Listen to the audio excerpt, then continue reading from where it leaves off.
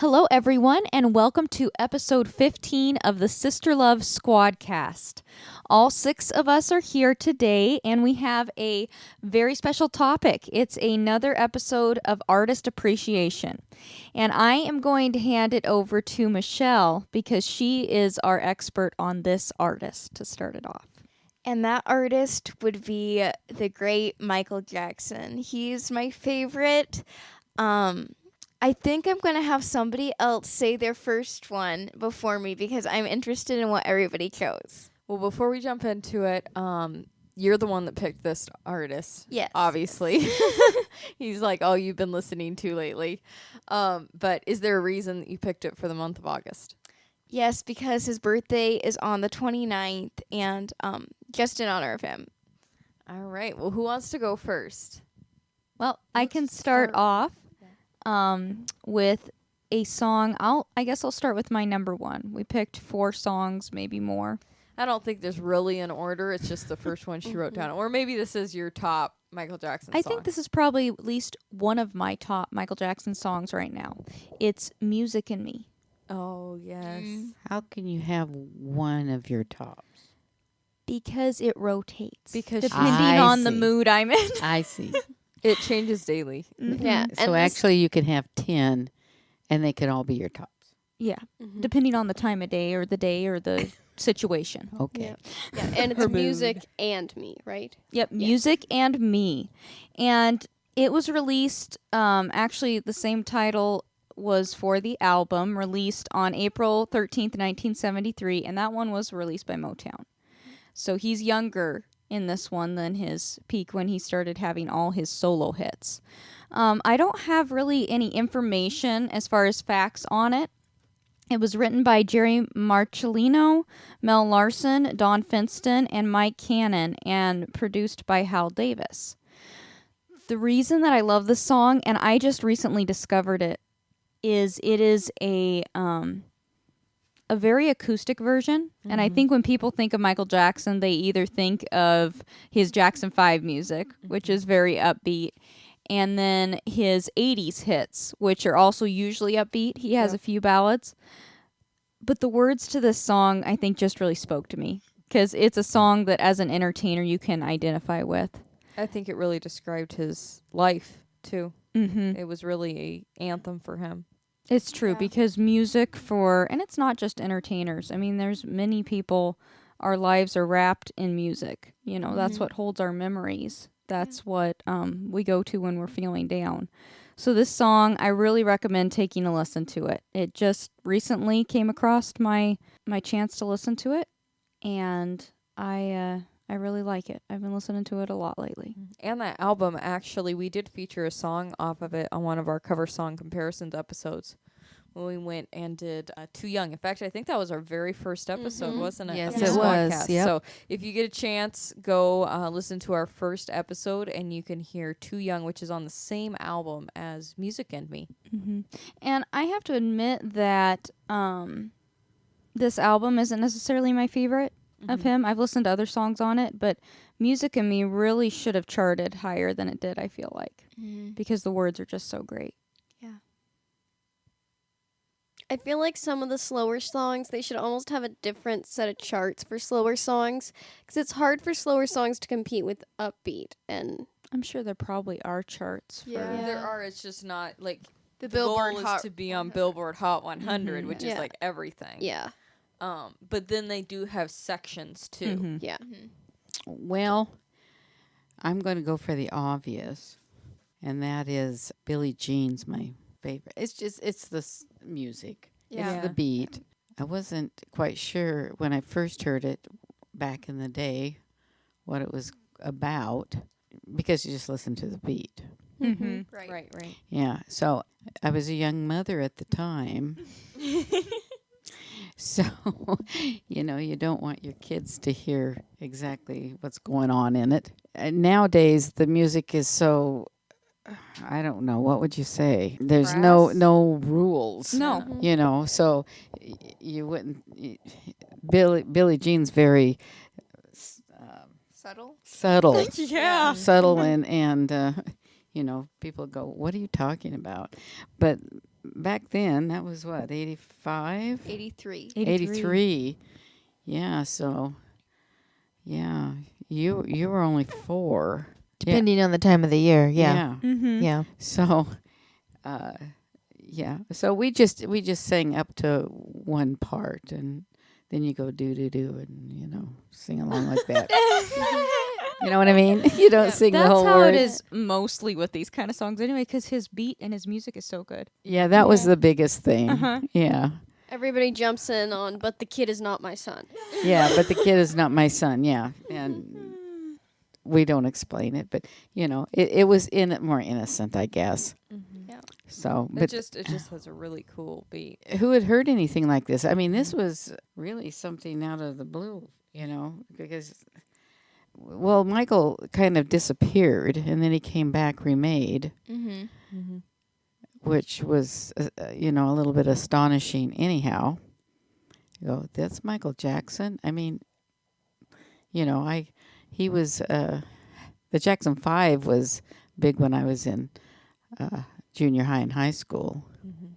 So it was like another whole person. So do you Yeah, I could see do that. you remember him coming back in his like off the wall era? Where they broke away from Motown and did the Jacksons thing, and Off the Wall where he did more Rock with You. He hadn't quite made himself over into the look of when he released the Thriller album and But everything. Right. he did cut his fro. Yeah, he did cut his throat. Yeah. But do you remember that? Like, because there were quite a few that charted on. Off I the Wall. remember some of the songs, but you gotta, it didn't, I kind of feel for some of these people that, like the Jacksons and I know they don't want to be compared to the Osmonds, but all those, they were kind of almost what they call bubble gum. So it wasn't cool after a while to listen to them. Right. Yeah. Right. Okay. I really feel for them. They really, the Bee Gees kind of went through similar. They had to keep remaking themselves. Yeah. So they kind of fell off of your radar. Well, and then having small children, you're listening to Wheels on the Bus go round and round. Right. So, but this was so different that it exploded. Right. I mean, it's like, who is it? First of all, he came out looking totally different, and the way he danced, and it was just, everything was like, wow, this is really cool. Yeah, I was actually Motown 25 came through my feed, and that was the first time he did the moonwalk and everything. It's a great performance. But the comments were saying it was as big as the Beatles on the Ed Sullivan Show. Oh. Wow. I don't know. I could see where it would have rocked because his dance routine and everything, nobody had ever seen that before. Yeah. And he did it with such confidence that, it really astounded everybody. Yeah. I mean, the changing of the image, he actually did tell Donnie that in an interview. Donnie was Donny talking Osmond, about it, yeah. saying you got to get away from the bubblegum image. You got to totally change yourself. To quote him exactly, he said, "Your name is poison." Mm-hmm. And of course, Donnie got a little bit offended at that because his name was very important to him. But Donnie said he was right because Donnie's hit in, I think it was 1989. It was a big hit, but the disc jockeys wouldn't say his name with it. Was he Soldier the of one that Love. sent in the 45 demo of it for the DJs to play without putting his name on it? Okay, I I'm think so. I'll I'm have to confused here. Yeah. Who wouldn't say the DJ wouldn't say whose name with it? Donny Donny Osmond. Osmond. Oh, okay. Okay. There were several acts that had to do that after they were trying to remake themselves. I mean, Cliff Richard, the Bee Gees, several of them sent in their records without the label on it, and then they'd get lots of radio play Yep. because these DJs had just decided to blacklist these groups and Yep. They decided to entertainers. control what people listen to. So So it's sad, but I mean, they worked around it. The Bee Gees still persisted. Well, and I think Succeeded. that makes you a better entertainer. it does. Yeah. Because You you're know, I always agree. you're always competing Yeah, it with does. yourself. Right, you have to get really creative, and I mean, to make a song over your car going over a bridge, Yeah. where the Bee Gees Jive did, talking. Yeah. it just enhances, and that's what I think with Michael. of course, he got with Quincy Jones. That helped a lot. One thing But- that I found interesting when I've listened to Michael talk and people talk about him, and you might want to out on this, Shelly, I don't know, but is the way that he wrote music. Like, there were lots of times that he would get it in his head, and he would take his recorder, because he didn't play an instrument, right? Correct. Yeah, he didn't play piano, guitar, anything. So he would record each part on top of each other separately, like each instrument part vocally. He would go and record it and then play it back to Quincy, and they'd arrange it and stuff. I've never quite heard that one. Yeah, it was, I don't remember. I think it was either Quincy or him, an interview I saw. Where But he said that. also, now I don't think for Billie Jean or any of it. I think this was earlier. But him and his brother Randy wrote music together, and Randy played Yeah, Randy played piano and some guitar, I think. and drums. Yeah. Yeah, one interesting thing as we're on Billie Jean, was it in the home video where he was doing the Billie Jean intro? Yeah. So that was on some family trip ranch. It was a home video, and it's a really silly video. But What year would you say it is? It was like 70-something. 75 maybe. Mm-hmm. Probably 75. But yeah, you can hear him doing the main gist of the Billie Jean intro, which is kind of funny because it's that early. And you can see it's in his head, and he ended up using that. Yeah. Mm-hmm. I did think this was interesting that one of these fun facts that the girls told me about Quincy Jones didn't want to call it Billie Jean. Mm-hmm. He wanted to Not My Lover because people would think it was in reference to Billie Jean King, the tennis player. Oh, Mm. yeah. She was a big deal about that time. She had I can't remember his name. They had a great big match because he was always taunting her that he was better than her. Yeah, I What always was that forget. guy's name? Um, I think she won though. I think so. think she Yes, did. I Yeah. remember looking this up recently. Yeah. Mm-hmm. People, it was like everybody tuned in to see if she'd win or not. Yeah. Mhm. You know. Was it as big as Who Killed JR? No. Well, I don't know. Maybe. Bobby Riggs. Yeah, Bobby Against Riggs. Bobby Riggs. Oh, he was obnoxious. He must have been, because you've said that several times. Yeah. But I think maybe that was just his persona to, Mhm. Yeah. Just trying to rankle people. I could see though where Quincy's coming from with that title. Oh, yeah. Like, me too. you know what I mean? Well, if you read into Quincy Jones, he was very particular about what the title of the song even was. Like, he didn't believe in track fillers or anything. Mm-hmm. He said every song should be able to stand on its own as a single, and he would release the songs before the album came out as singles to see how they performed. Yeah. Mm-hmm. And Which that's it's how you got the ingenious. best-selling album of all time. Right, every single track on, Thriller pretty much. I'm not a fan of Thriller. The song is pretty much a hit. Yeah. And actually, the first one, I think I wrote it on Linda's notes. And that's I think the next one. The Girl Is Mine. Yeah. That one, you're going to have to read it. I think it was the first single released. It was released in October 18th of 82. So, yeah, according to the ones I put down. Mm-hmm. Yeah. Because this one was 83. Billie Jean was 83. Yeah. I think it was the first one of Thriller to be released as a single. I think he had a quote on that, too. He said, I wrote The Girl Is Mine, which I knew would be right for Paul's voice and mine working together. It says, when you have two strong names like Paul and Michael on a song, it has to come out first or it gets played to death or overexposed. Yeah. Yeah. So that was see that. smart. And I think that was Quincy's choice. I could be wrong, though. More than likely, that is the fourth and last song that Michael and Paul McCartney did together. Yep. Yep. They did 4 songs together.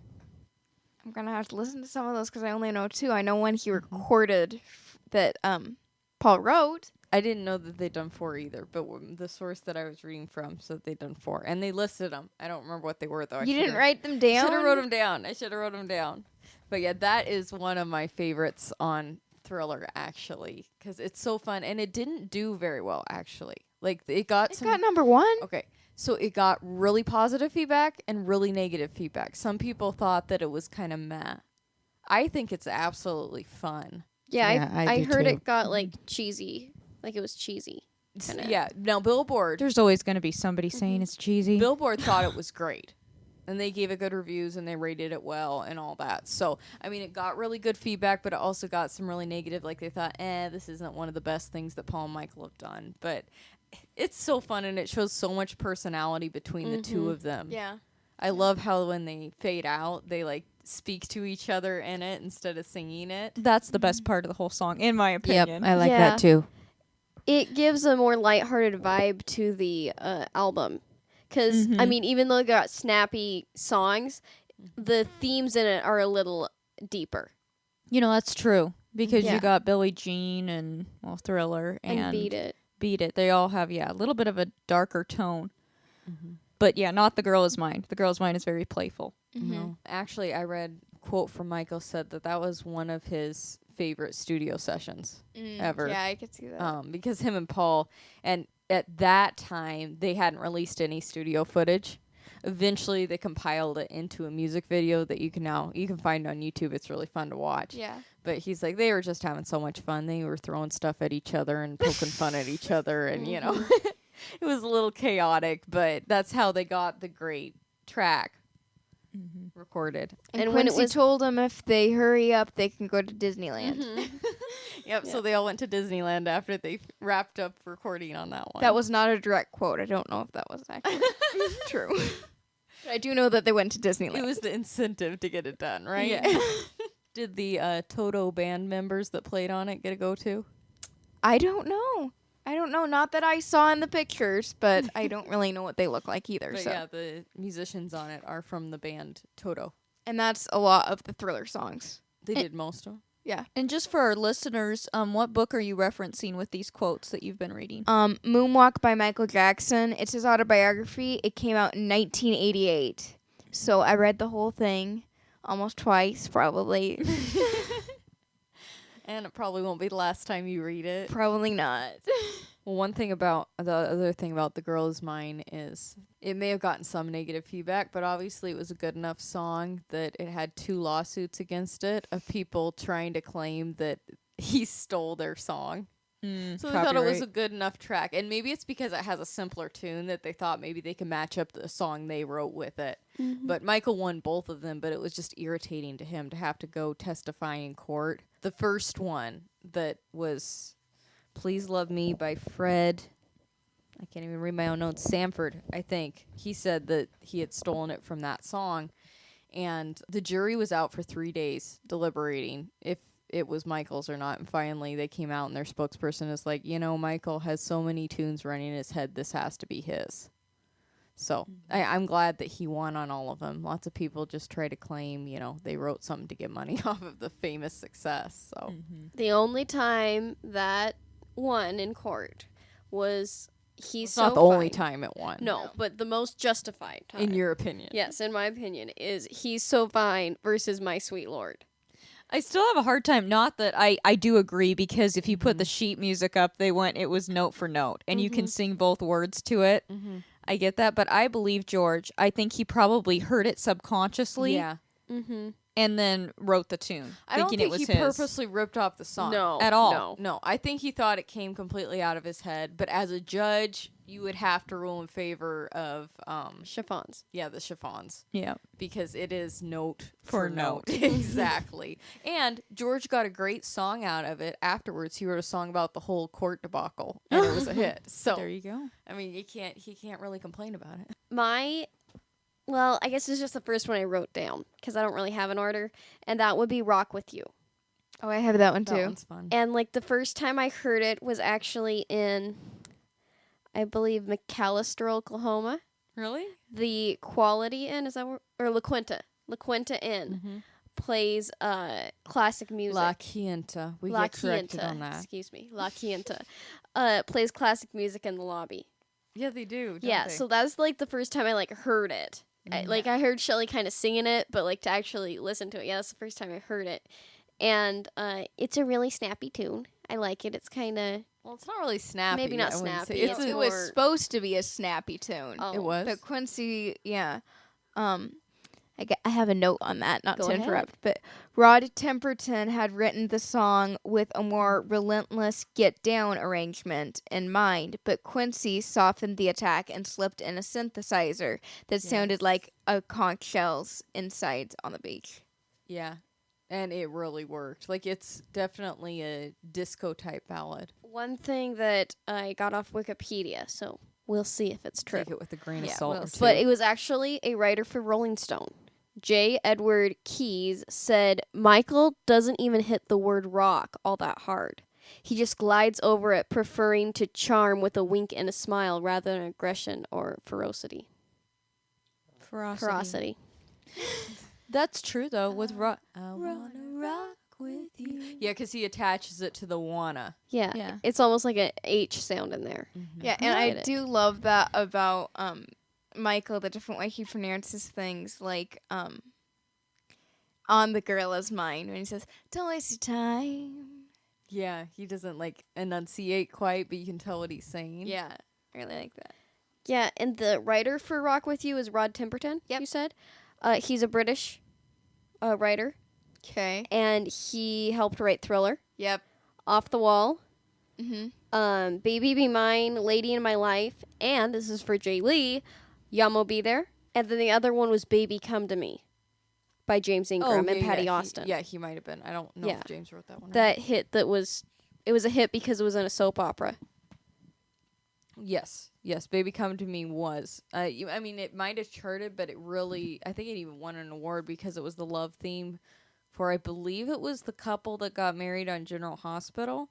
I think that's what it was. That famous wedding.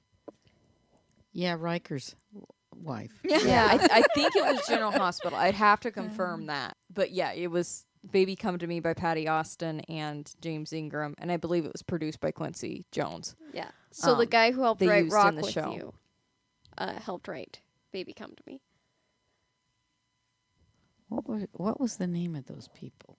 the characters or the actors? Luke and Laura? No. Yeah. Yes, Is I that think right? it was. Yep. Look it up, Jaylee. I That think you're sounds right. I'm almost on. positive that was it. It just popped into my head. They both just like blonde? that? Are they both blonde? Yeah, kind of. Yeah. And she had this big 80s. Definitely 80s veil. I've Veil, seen yeah. the picture. I didn't watch it. I mean, I watched it when I was younger, but not during that whole thing. You just saw the magazines. Well, I was thinking, wow.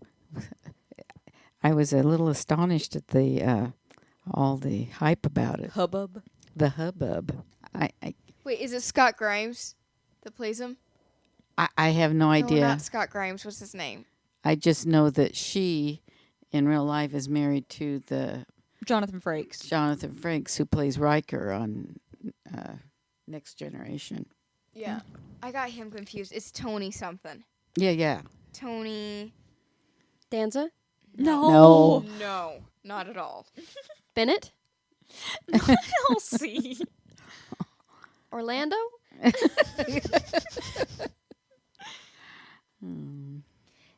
Geary. Anthony Geary. Okay.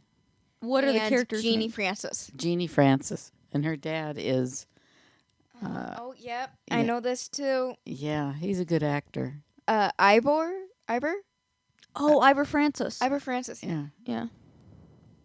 She was on The Young and the Restless too. And Days of Our Lives. Oh my. Well, you know. When you're on one, Well, you it can was be the on wedding them though. all. We got to know the names of the people that got married. Luke and Laura. It was Luke and Laura. Yes. Oh, there you go. That popped out of nowhere. It was in the back files. Mm-hmm. All right, I think we went down a rabbit hole, though.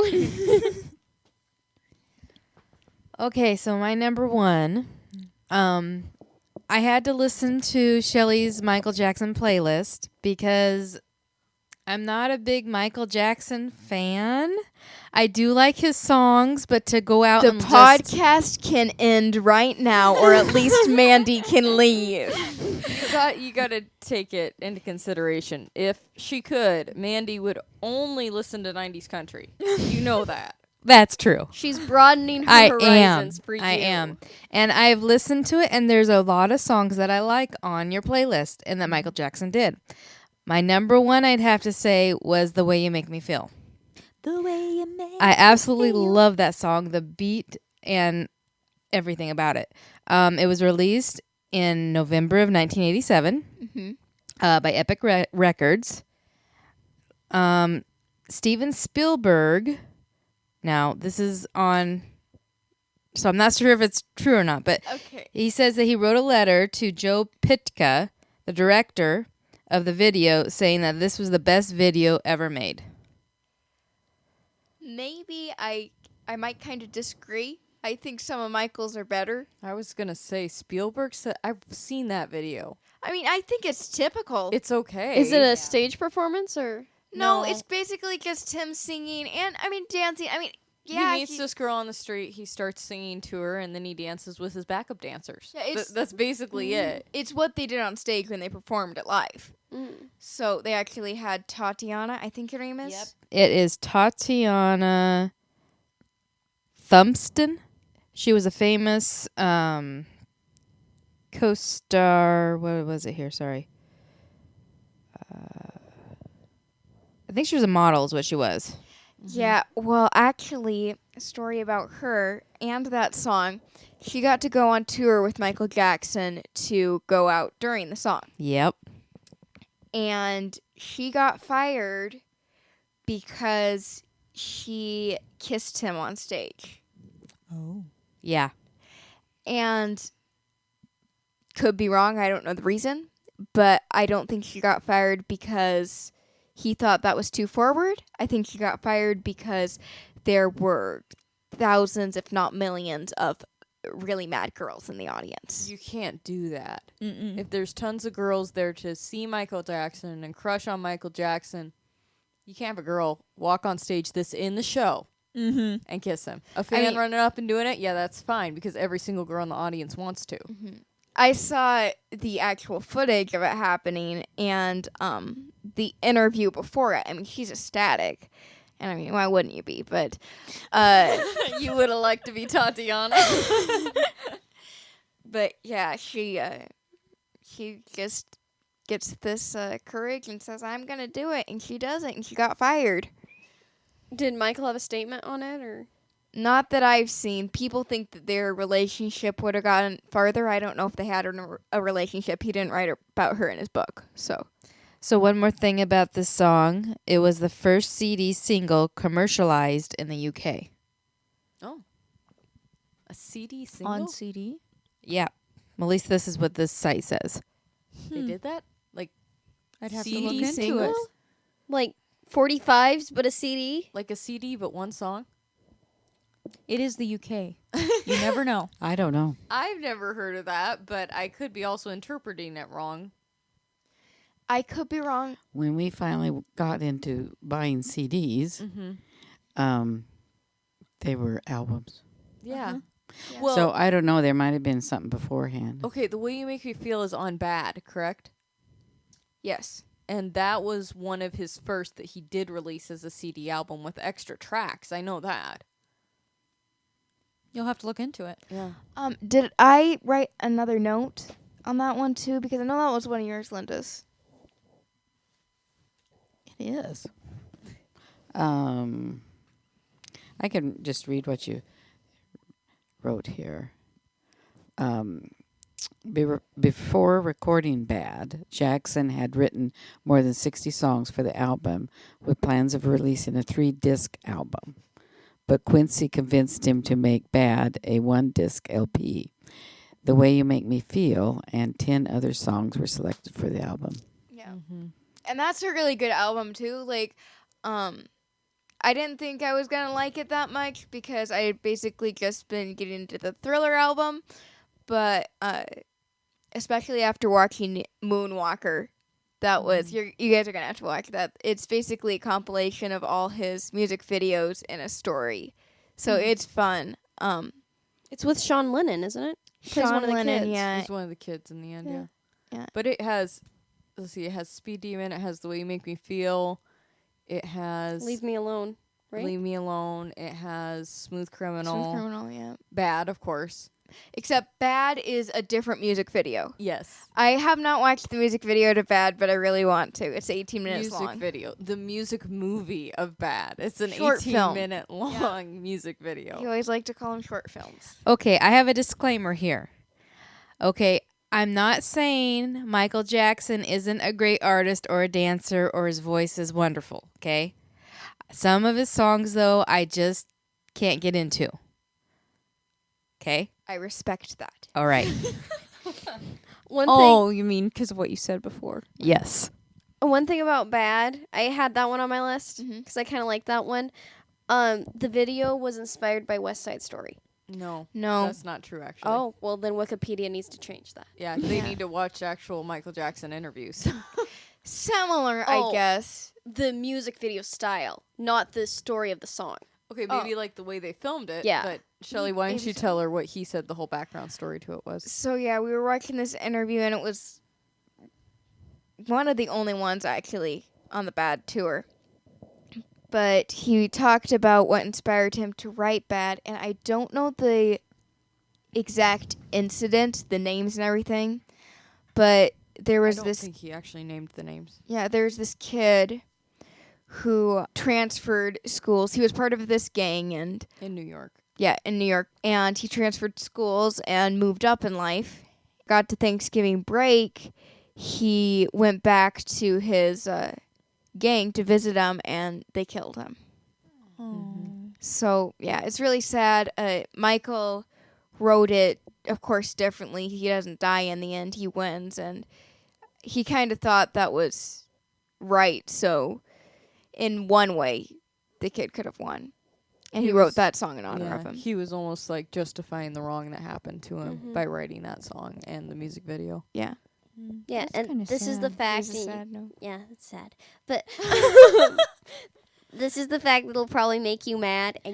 But they used that song in Despicable Me 3 and Megamind. That's disgusting. We have never watched either of those. Yeah, I thought you'd appreciate that. Oh, that's disgusting. I don't even get me started on some of the movies that certain songs that I like are used in. It's like I get selling your song to a studio to be used in a movie because you can make a lot of money off of it, a lot more than just releasing the song. But I feel like I would try to be more selective about what my song ended up in because sometimes it's used really badly. I think it's sad because in movies, Mm-hmm. and Spielberg does this a lot and uses it well. Yes. I've seen it in a lot of his movies, uses songs that are years prior Mm-hmm. and puts it into a sweet way. But also a lot of movies use it either in a dirty way or they turn around the meaning or they mock the song. And generations coming up are going to forever associate that song with that scene in a movie. Right, right. And I think if you are part of that generation or if you do associate a song with a movie, do your research and look into where the song came from. Because we were just talking about this for our upcoming episode about music videos. What we put in our eye gate can determine the way our ear hears something. Yes, that's true. So we need to be careful when we're associating a song with a visual if that's what the intent of the songwriter was in the beginning. Yeah. Because I think it's very sad when it's taken out of context and when a song that was either innocent or that had a different meaning gets interpreted differently and it gets almost lost down through the years. Yeah. Spielberg was a genius with how he used music. because- Sometimes the music was what made the movie. Right. It's smart because it immediately gives the person an emotional connection to the movie because of the music, because they already know the music. Yeah. But yeah, if there's any songs that have been used in movies, you need to go listen to the original versions and learn more about it, because one example that I will bring up is I'm a Believer that's in Shrek. Smash Mouth. It has gone you'll bring the song up and people will associate it with only Shrek. They don't even And a know that it donkey. was a huge hit for the monkeys. and that Mickey Dolenz sang it so well, and that Neil Diamond wrote the song. I mean, there's more depth behind stuff than what you associate with I movies. agree, because then it sullies how you remember the song. Exactly. Because that was a big hit for me. Mm-hmm. You know, the Monkees were like, on my wall. Mm-hmm. And so, yeah. Well, and they were, Mickey did it seriously. I mean, Yes. it's a great song. The words are genuine. I don't have a problem with parodying songs. I mean, we've done that before in shows. I don't even have a problem with, some of Weird Al's things. They're kind of funny. As long as it's done in a tasteful and respectful way to the original work. Right. Yeah, even I appreciated Mickey at his concert. He always ends with "I'm a Believer" because it was his biggest hit. And he said, so to you young ones out there, I just want to let you know, before Shrek came out, I had a hit with this song. This song was mine. Yeah. Well, it's just like that, The Flower Girl. Oh yeah. I And Dumb mean, and Dumber. that was really a sweet song. And when it comes on, I don't know, Dumb and Dumber is, a long past, but still people think of it from that, and Jim Carrey being stupid. And, I think that's disrespectful to the artist in the first place. Original artist, yeah. So, if people do look it up and see about the cow sills, you just associate it. and that's- Everything becomes dumb. Yeah, and it's, I don't like it. I don't either. Unless they do it well. Right. Some movies that I'm thinking of that used it really well. Well, first of all, While You Were Sleeping uses it's Natalie Cole's song. No. Oh yeah.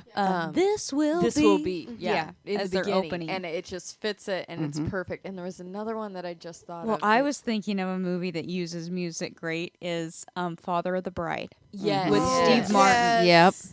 He uses My Girl in the scenes when she's with her dad, and in the end, the Tony Bennett song, The Way You Look Tonight. It's appropriate, it sets the tone, and it keeps the original intent of those songs. Yeah. I know what I was thinking. It was actually a more recent one. Was the Jesus Revolution? Oh, yes. They used the music from the time, but they used it so well. Like they did War on the radio. Yes, that was And so cool. one really cool scene was when he was kind of at a crisis point and he's looking out the window, and they started playing The House of the Rising Sun. And it didn't fit the scene, but it did. It fit the emotion perfectly. Yep. Yep. I thought that was so cool. If you get a chance, go watch Jesus Revolution, because That was impactful. very good Yes, movie. that scene is stuck in my head. Like yes. Another one that's great, of course, is Inner Space. Oh, they Oh, use Inner music Space. very well. They use Sam Cooke songs. That's Spielberg, though. Yep. Yep. Yeah, once again. Don't get me on that rabbit trail. Should have been a sequel. That's all I'm going to say. All right. Well, moving back to Michael Jackson. Now that we got a little off track, I think it's my turn to say one. If that's okay with everybody. Yeah, go ahead. So my first one was The Girl Is Mine, but I knew that Linda had it. I just kind of picked it because it's one of my favorites, and I had a few notes on it that I didn't know if Shelly would write down for her.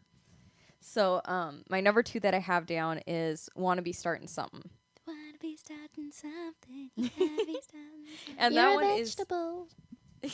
that one is, it's kind of, I could see where people could make fun of it because there is that part where he goes, you're a vegetable. But it's written about the media and and gossip, because Michael Jackson got that bad. Everything he did was gossiped about by the media. And it's basically saying, don't talk about me. You're just speaking nonsense. Now, there are stories that it was originally inspired by LaToya's sister-in-laws and her not getting along with her. But I don't know, I'd have to ask Michael about it, I guess, to see if that actually originally inspired it. But the actual lyrics are about the media. It might have been, just she said, want to be starting something to her sister-in-law. It could have been that simple, know. One thing that I think is really cool about it is when the Jacksons did their victory tour, they started the show with that song. He also started it with his bad tour. he started the bad Yeah. tour. Yeah, it's a really cool kickoff one. Like, even though it's technically a put down to the media, to start off with "Wannabe starting something" is really neat. Yeah. I think that's one thing in his songwriting that Michael was genius about is how he could do a very good direct hit put down to certain people or even to certain issues. And he'd put it to a great beat so you don't even really realize, but the person I feel like who it's directed towards will get the message. And that's where, even if it's not a particular person, as we kind of backtrack to Billie Jean, I've heard that that's based off a lot of situations his brothers may have. You know, you're on the road and women fans, you It know, they'll happens. say all kinds of things. So it's funny how he takes the real life situations and sometimes the frustrating things and turns it into a pop hit that pretty soon everybody's singing. Yeah, Yeah. that's like with Leave Me Alone. The Atlantic magazine had a statement on it, and they said there was obvious expression of distrust. You think? You think? Yeah, I have quite a few notes on that one. Yeah. But on the Billie Jean one, he said there's never a real Billie Jean, but like you said, it's situations with his brothers. But he said there was Billie Jeans that came out after the song. And I'm like, how unoriginal. yeah, like we're totally gonna believe you now. No joke, she called herself Billie Jean. Oh, my word. She All he said had she to was say Billie is, Jean. she's not my lover. Yep. Yeah. I don't care if his eyes are like mine. Okay, so I guess it would be number one, and nobody else. I knew nobody else was gonna pick it, and I don't think anybody in this house really likes it that much. So it's kind of one I listen to by myself. The Lady of My Life, I really like. That one's on the Thriller album, right? Yeah. That one is. I like that one. I did listen to that one. Yeah. Yeah. I mean, I do agree that the fade out is a little long, but I still like every minute of it. I'm gonna say Every I second of love it. the song up until the fade out. Yeah. And it's not that he does it badly. No. It's just not how I would have produced it. Not that I'm Quincy Jones, but far from it. But I probably would have done it a little differently. It's kind of interesting. I do have a note on it, though. This is from Michael's book. It was one of the most difficult tracks to cut. We were used to doing a lot of takes in order to get a vocal as nearly perfect as possible. But Quincy wasn't satisfied with my work on that song. Even after literally dozens of takes, finally he took me aside late one session and told me he wanted me to beg. That's what he said. He wanted me to go back to the studio and literally beg for it. So I went back in and had them turn off the studio lights and close the curtain between the studio and the control room so I wouldn't feel self-conscious. Quincy started the tape and I begged. The result is what you hear in the grooves. And then, oh yeah, that's a different note. But I could see, I would like to know what Michael's take on that one would have been before Quincy told him to beg. The only part where I hear that he's really begging harshly though is the fade out. Like, he's very soft throughout the song. Yeah, I and mean, it's I very love the sweet. song. Don't get me wrong, but I would like to know how he just went in and did it originally. That is one thing. When you look into Quincy Jones, he knew exactly what he wanted to hear, and he knew when you weren't doing it, which is good for a producer. But he also knew personalities Yes. of the people he worked Yes. with and how to draw it out of them. Yep. Because how he spoke to Michael Jackson was totally different than how he had to deal with James Ingram. Yes. You know, and I think that's important, and I think that we are too focused these days on pushing through production of music. I think we need to get back to, you know, this is a story we're telling. Let's showcase the artist in the best way possible, because that's gonna look better on the producer. Why do people say that Quincy Jones was such a good producer? Because he knew what the artist needed to sound like and what the artist wanted.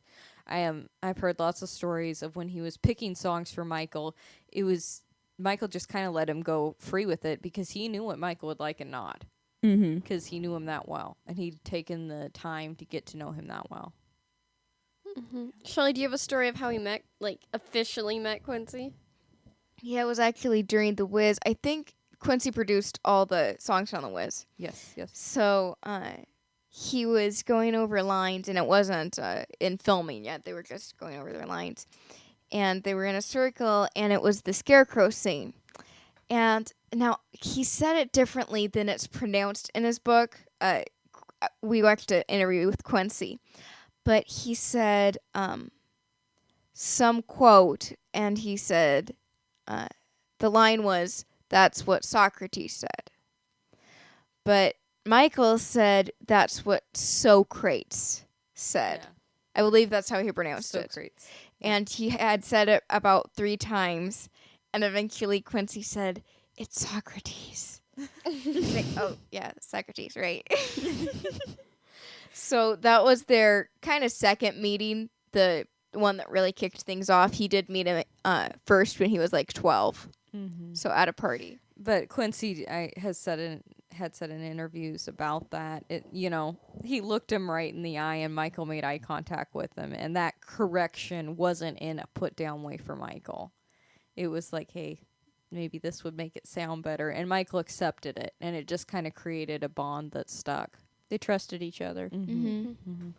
I do have another song that, me, I always pick the more random or not as well known songs, and it's kind of funny. I thought these were a little bit bigger of hits, but apparently not. One Day in Your Life. Oh, I love that one. It's a good one. Me too. And I just discovered it. It was released on the Forever Michael album in 1975. And it was a modest hit in the US. It didn't really chart here, but it was a bigger hit in the UK, where it became Michael's first solo recording to hit #1 on the UK singles charts. Oh, cool. So England really loved it, and I really love it. I think it should have been a #1 over here.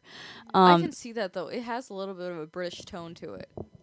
It's definitely more dramatic and more, yeah. It's one of his greatest ballads, I think. It's one of his greatest ballads for sure. And go listen to the song. The words are beautiful. It tells a story that is, both sad and sweet. But the best part of the whole thing is this key change that's in there, or modulation. If you're a musician, they use the term modulation. I say key change as a vocalist. But it doesn't feel like it's where it should go. No. At all. The first time I heard it, when he switches into the bridge at that point, you almost want to say, no, you're not singing it correctly. However, he is hitting a note that clashes just perfectly to set you up for the next emotion. And I don't, I love key changes. I love harmonies that clash but yet meld. And when I heard that the first time, it's like, wow, that just struck a chord with me. Because it really makes you stop and listen. It does. It does. Yeah. It catches your attention. Was that one produced by Quincy Jones? Oh, no, that was Motown. It was released under Motown? Yes, I believe they were still with Motown in 75. Okay. Yep. And you can see further down in his career, when he starts assisting and producing his own music and things, how he liked to use the modulations, the key changes, and how he learned to use that as an emotional climax for the songs that he wrote or songs others wrote for him. Well, one thing that both him and Quincy listen in their music, they're not afraid to question the standards of music, if you will. They're not afraid to take a risk and do something that is not normal for how a song should go, and that's how you create a song that is unique and will stand forever. They're not afraid to say, but why? Why is it that way? Why is that a rule? Why is it a rule? Yeah. That's always been our motto, right? Why not? Exactly. Give it a try. You never know until you go over that hill. That's right. Sometimes you end up in a place you really don't want to be, but, that's an adventure too. Exactly. You can get a song out of that one as well. Yep. We've had that happen several times. Yep. So I have one that's an honorable mention. This song is very pretty. And, as you're listening to him sing, it's very heartfelt. And I could get behind this song, except for one little niggly-naggly thing. I think I know what one you're talking about. Yeah, because he's singing to a rat. And I just can't. I just can't. What's the song, Shelly? Ben. Yeah, now Michael, he was really, of course, he loved it, and he was very proud of it. And he says, quote, Ben meant a lot to me. Nothing had excited me as much as going to the studio to put my voice on film. I had a great time. Later, when the movie came out, I'd go to the theater and wait until the end when the credits would flash on and it would say Ben, sung by Michael Jackson. I was so impressed by that. And as far as the song goes, if I didn't know it was to a rat, Yeah. I don't know. That just bothers me. Well, it's kind of a disturbing movie. It is a disturbing and it's one of movie. those things where it's like the song is so pretty, but it's like then when you find out what the movie is about, it's like It's creepy. Yeah. Yeah. Excuse me. And the fact that it's a sequel. There's a Yeah. It is a No, sequel, right? It is. Yeah. Yeah, it's a little bit like Hush Hush Sweet Charlotte. Beautiful Yeah. song. Mhm. Beautiful song. I Scary love movie. that song. I mean, I grew up listening to that song, but I didn't know what the movie was about until I was older, and it's a little bit like, okay. Yeah. But I will say, Music in Me, the song that you started off with, does to me kind of mimic Ben in the tune. Yeah, I could see It that. sounds a lot like Ben, so I'm like, I can listen to Ben, but it's not Ben. Right. It does sound a lot like it. Yeah. But yet it has the pretty tune of Ben. Yes. See, I didn't, when I first heard it, Mm-hmm. I didn't know anything about the movie Mm-hmm. because we didn't watch those type of movies. Yeah. And he was singing to Ben, and I had to figure out, okay, who is Ben? Mm-hmm. And I thought, well, maybe it's a friend or a grandfather. I don't know, somebody, Brother. a brother, something. And then a friend of mine said, "No, it's about a rat. He's singing to a rat." I thought, okay. I still like his the performance song and the is very good. performance. Yeah. Yeah. Mm-hmm. And I'm sure the best part of the movie is when the lights flash on Michael Jackson. Yeah. But it's kind of cool. He'd never had his voice in film like that. Yeah. It was very Yeah. important to him. Yeah. Yeah. And how old was he when that? He was pretty young. Does it say the date? Oh, I didn't write the date on that one. No. I would say it was about 73. Yeah. That's when I want to say. So he was probably about, let me do the math right. He couldn't have been 15, I don't think. 72. 72. Yeah, 14 or 13 or 14. Mm-hmm. It was 72. Yeah, it's a pretty song. It's just don't think about who it's about. Or listen to Music in Me. Yep, there you You get go. the same That's effect. the alternative. So I only have one more on my list that I haven't mentioned because I mentioned "Leave Me Alone" with that quote. But "Man in the Mirror" is my other one. Oh, I had that one. Yes. That's my number 4. I really like "Man in the Mirror." I don't know if I can read my notes. What I have. There wasn't too much about it. Shelly, you probably know like more about the writing of it and that. But I'm really into who like played on it. And Dan Huff played guitar, and he played guitar for the "What About Me" album with Kenny Rogers. Oh. So if Okay. there's guitar on the song "What About Me," then it's Dan Huff. I'm trying to think of. I like the vocals so much in that song. I don't even remember the arrangement. Wait a And then minute. Yes, there is electric is. guitar, I believe. yeah. And then Greg Gaines, I think it's Gaines. He Oh, played yeah. piano. Yep.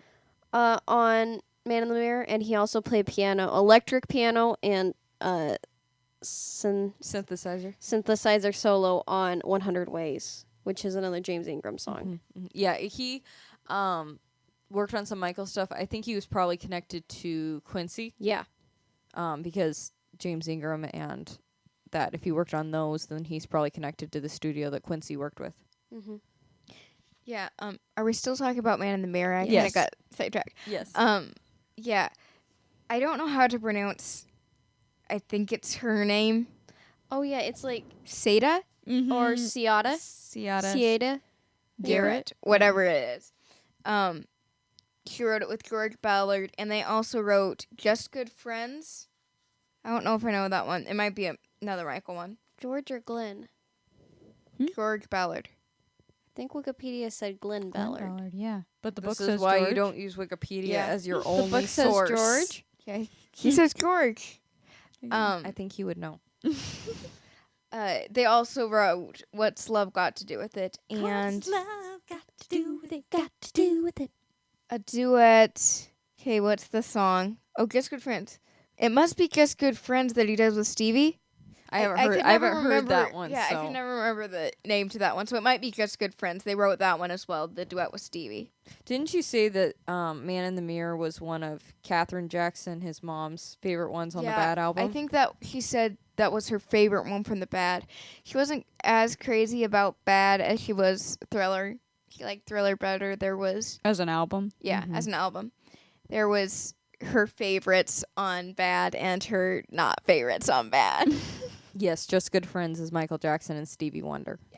Maybe you can vet this since you read the book, but I did find some information that Seda Garrett said she had been invited by Quincy Jones to his home with a group of songwriters, and he asked them to write material for Michael's next album.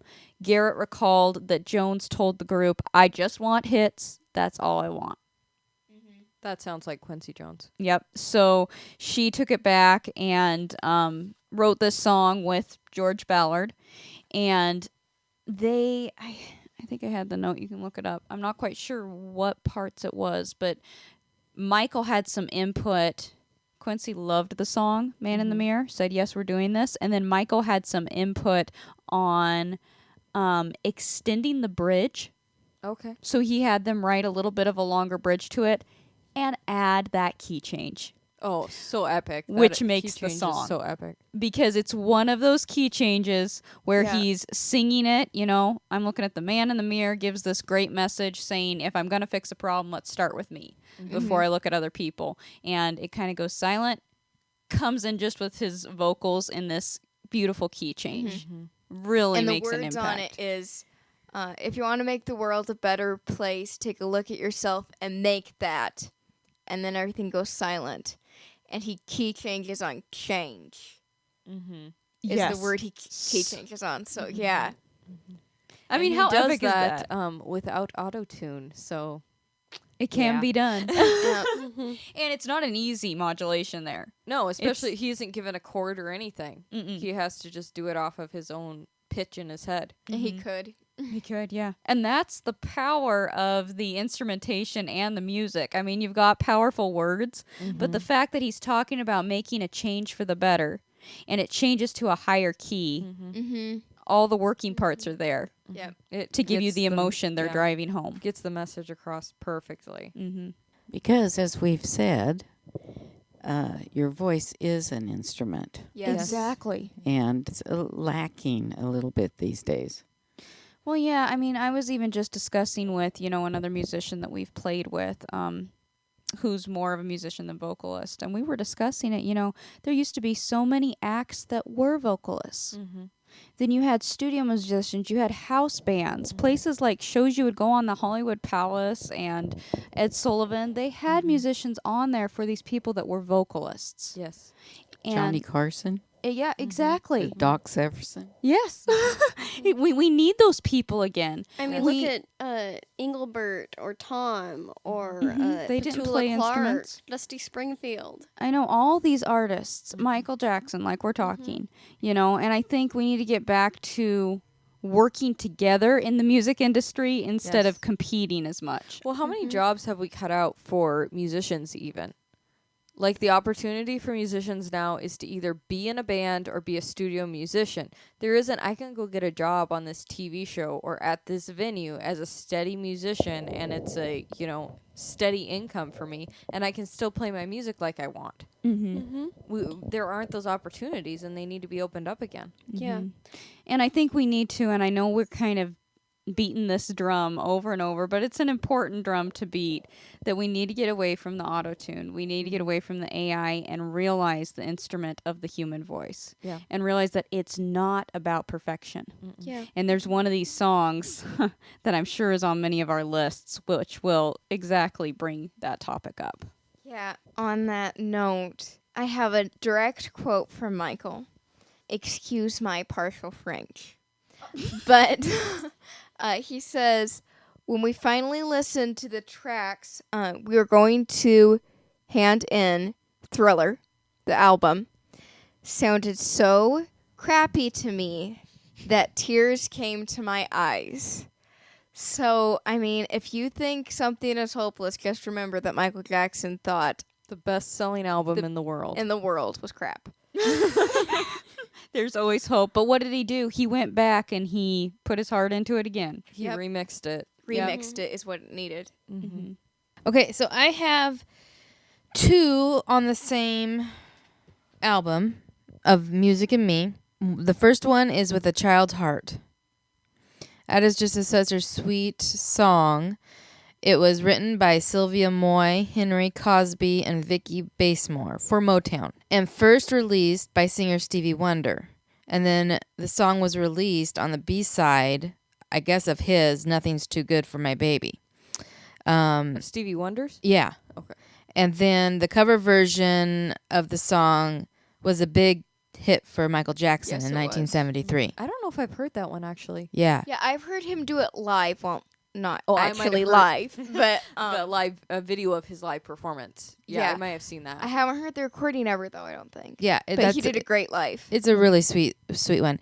And then the other one is called Happy. Now, I told Shelly this morning, and she says, I've never heard that song. Mm-mm. So I played it for her a little bit, but I couldn't get a lot on that. All I know of it was written by Mikel Legrand and Smokey Robinson. Mm. Okay. They must have been feeling very happy. Okay, we have been not noticing the elephant in the room because this song is what everybody loves this song because you can sing to the lyrics. You only need to know 2 words, right? Yep. And that's "Beat It." Just beat it. You know? Just beat it. People who can't sing, they can sing that. Yep. So You can speak it if you have to. yeah. So, and some interesting facts. Let's put it that way. While making Thriller, Michael held on to "Beat It" a long time before even playing it for Quincy. Before Beca- he played it for Quincy. Well, all these songs Mm-hmm. are really, in visionary, what is it? Innovative. Innovative, thank you. So, of course, he was kind of afraid to show Quincy. He wasn't copying anybody. And so Quincy said they needed a great rock song for the album. He said, "Come on, where is it? I know you got it." Quincy was known for doing that. Yeah. He finally convinced me to let him hear what I had. I brought out "Beat It" and played it for him, and he went crazy. I felt on the top of the world. Oh. Yeah, so. Now, you've told me that you remember when that song came out, too. Right. And that it was quite a big deal, not only because of the song, but wasn't there something to do with his fashion? Yeah, wasn't that when... Well, the jacket. He wears Yeah. a specific jacket in that one and Thriller, actually. But I think Michael preferred the Beat It which jacket one 'cause he had wore it more. the red? Mm-hmm. Red with Beat the It? silver on the shoulders. Yeah, the 'Cause there's- boys, my little guys, wanted a jacket like that so bad. And they had it in the stores. Mm-hmm. Uh-huh. I didn't get one right away because it sold out so Yeah. fast. So Gabe was in the 2nd grade, I believe, and Jason was in the 4th or something. And parachute pants. That was another one. But I don't know if that had anything to do with Michael. But I finally got one. I think for Jason. I think it was for Jason. Yeah, the older. Yeah, 'cause Well, he was Uncle into- Jason's always been in the know. Yeah, he was always that Mr. Fashion guy. Yeah. So yeah, Isn't that the same one he wears on the Pepsi ad? no, the it's one- not. They actually have a black and white version, which I think Oh. you said Uncle Jason's was gray. the kind of knockoff one was, and Yeah. then there was the red one. Oh, you got him the red one too. Mm-hmm. Yeah. Because I spoiled my kids. You certainly did.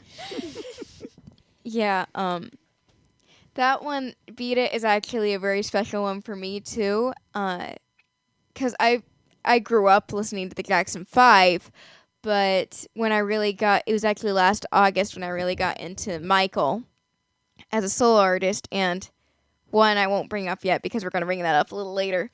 But Beat It was one of the first ones I really got into and played over and over again. And I have a record of that one only. That's the only 45. that's the only Michael record I have right now, which needs to be fixed. But I remember I was probably about 10, and Linda was looking through her Facebook feed, and this ad came through from 1984.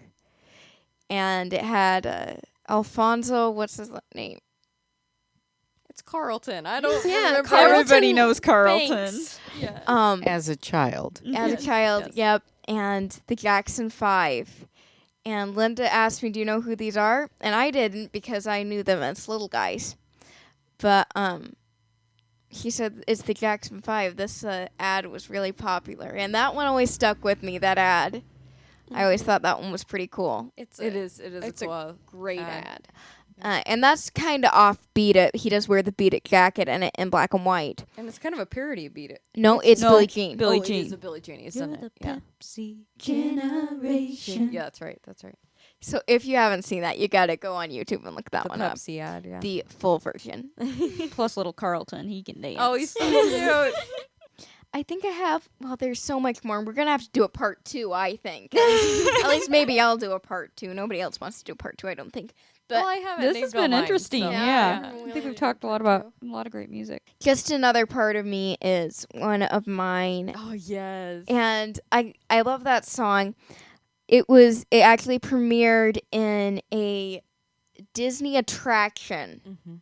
It wasn't a ride, but it was the first like 3D. It was kind of like how they do the virtual reality things now. You went into the theater Yeah. and you watched this short movie, but they had like it was kind of a 4D experience where the seats would shake when the ship was moving, things like that. Interactive. Yeah, it was more interactive, and it was an attraction at Epcot.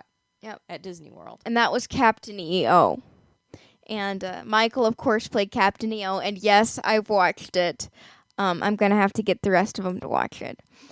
But I think it said he had 2 songs in that. But I can't think of another one. Well, I mean, he might possibly have doesn't with Just Another Part of Me doesn't kind of start out with a different song. Not that I know of, but I'll have to look more into that. I don't remember there being 2 songs. Yeah, but- we'll have to watch it again. yeah, I guess so.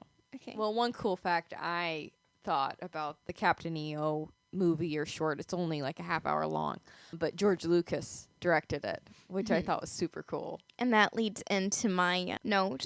Well, for one, I will say that was one of his earliest songs written for his Bad album. Oh, yeah. It made its public debut, of course, in Captain EO when the captain is saying goodbye. George Lucas, when he found out he was working with Michael Jackson, he came up to him and he said, I just have to say to you that my daughter absolutely loves you. Her first words were not mommy or daddy. They were Michael Jackson. Oh, my goodness. And he thought that was pretty cool. When you first told me that, I'm like, that's not that easy to say. No. Like, Was that how did you even honest? know? That's what he said That's in what his book. George Lucas said. That's pretty cool. Well, this has been a really great episode. I'm glad that you brought up this artist who has inspired and linked into so many other great artists and music that we've talked about tonight. I think we all need to discuss this one song, though, that has to be one of Michael's top performances. In my opinion, one of the top performances of all time. Yeah. Yes, I agree. And this song is She's Out of My Life. Yes. Yeah. It was written by Tom Baylor, Mm-hmm. And it was released April 1st, 1980 as the fourth single from Off the Wall. So this is before Thriller. This is before Bad. And it peaked at number 10 on the Billboard Hot 100. How it didn't peak at number 1, I'm not quite sure. Well, there were 9 or 10 tracks from that album that charted, Shelly. I don't know if they were all in the top 10. I think there was 4. Well, they charted, though, 5, yeah. significantly. Right, Yeah. because it says that this was marking the first time any solo artist had ever achieved 4 top 10 hits from one album. Yeah, and I think it was all at the same time. And this song, I mean, there's some facts about it. There's some stuff we could go on about. But if you've never heard Michael Jackson sing this song, you need to go listen to it. And go watch the music video. So you can literally see the performance. You can appreciate it without seeing it, but I feel like the full experience is watching the video. I like it because I didn't watch the video the first time. I just listened to it. And this goes back to what we're talking about, vocals being an actual instrument and learning how to deliver a song. The best part of the whole song is the very end, Yes. when he I'll agree with has that. some imperfection. And that's what we need to get back to. We need to get back to showing vulnerability in music, in words. Because this song is talking about someone who lost something, lost someone very important by their own pride and foolishness. And wow, do you feel it in his voice? Incredibly so. And this is the one When was this released? What 1980, I know, but what month or what part of the year? Do you know? April. Okay. I'm just looking to see what it was competing with, to see why it wasn't number 1. Oh. Well, it's a ballad. I think a lot of times music like this doesn't hit number 1 because it hits you in the heart. People sometimes, all of us are guilty of wanting music that makes us forget pain. And sometimes music is what helps us deal with it. Exactly. Sometimes music opens us up to feel things that are uncomfortable, and that's important. And you also have to take into consideration, it's hard, like you said, for a ballad to chart very high. So the fact that it even made within the top 10 is great, because also DJs aren't going to go to the ballads to play.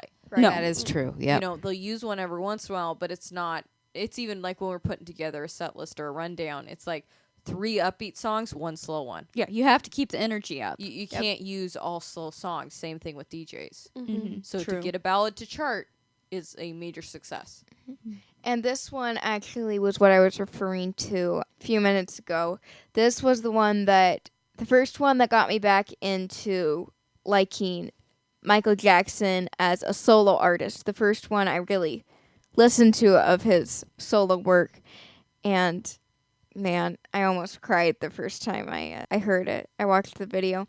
And I guess we'll wrap it up, but I do want to tell a little story behind this You song. have time.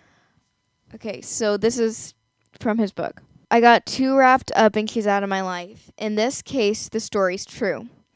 I cried at the end of the take because the word suddenly had such a strong effect on me.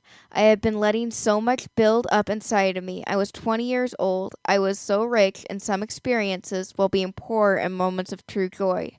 Sometimes I imagine that my life experience is like an image in one of those trick mirrors in the circus, fat in one part and thin to the point of disappearing in another. I was worried that would show up on She's Out of My Life, but it touched people's heartstrings, knowing that would make me feel less lonely. When I got emotional after the take, the only people with me were Quincy and Bruce Swedien. I remember burying my face in my hands and hearing only the hum of the machinery as my sobs echoed in the room. Later I apologized, but they said there was no need. Wow. And you feel that in that performance. You do. He put his whole heart and feelings into that, and I think he probably needed that release at the point where he was at in his career and life. I mean, it was a big point of change for him. I think that's great, and I think that that's a great close to end with his words there, because that's what we're talking about when we're sharing music, when we're talking about music. God created music, and he gave it to us for healing, I believe, Yeah. and for praise of him. And the things that we deal with on an everyday basis, sometimes either letting it out through listening Yep. to words we can relate to, or sometimes singing them. It's like if you're a singer out there, let the things in life, and Linda, you've always told us this, let your experiences turn into music. Let them be used and not wasted. And remember how the things you go through feel. Because sometimes in releasing that in music, in a true, honest performance or writing, it'll touch somebody else's life. And don't create music to be played on the radio. Don't create music to please the record labels or the CEOs of record holding companies. Do it to please the Lord first of all, but also to please your own artistic satisfaction. Michael made music that he was satisfied with his work, and Quincy helped him with that. Quincy didn't produce for the record labels he worked under.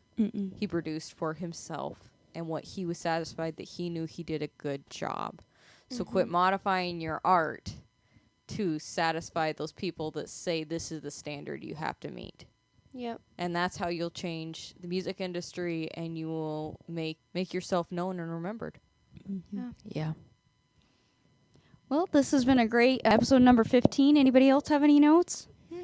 Well, probably, but like Shelly said, we could do a part 2. Oh, there's Michael plenty of Jackson. notes. So, thank you all for tuning in to episode 15 of the Sister Luv Squadcast Artist Appreciation today on Michael Jackson. And please let us know in the comments, what is your favorite solo Michael Jackson song? Yeah. What are some memories that you had maybe about when it came out, or some words that he wrote that have touched you? We just scratched the surface. We didn't even include the Jackson songs that he soloed on or the Jackson 5 because we wanted to just focus on Michael Jackson. But hopefully someday we'll do an artist appreciation on the actual group numbers as well. There's a lot of them. So until next time, this is the Sister Luv Squad, all 6 of us signing off, and we will talk to you next week. Love you all. Bye.